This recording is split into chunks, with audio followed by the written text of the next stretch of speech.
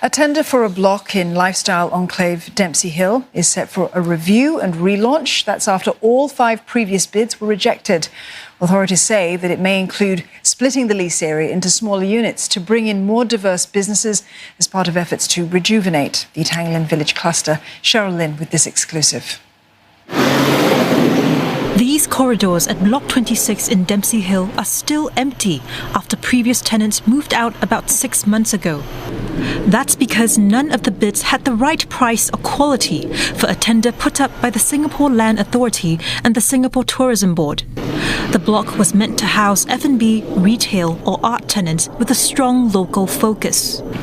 The highest bid came from art gallery Yo Workshop at almost $33,000 a month for the unit. That's over 16,000 square feet. Its vision, an arts club with many users like educational programs as part of a tie-up with art collectors and a venture capitalist group. We thought Dempsey was a very natural space because there is no critical art spaces there or institutions. And there seems to be an audience there who would be receptive to a concept like that. What is rare is actually to find an arts group that is self-funded and self-initiated and sort of ready to plug and play a concept like that. So I think that is where it is a bit of a shame. Health equipment firm AB also threw its hat into the ring with a retail showcase and gym concept.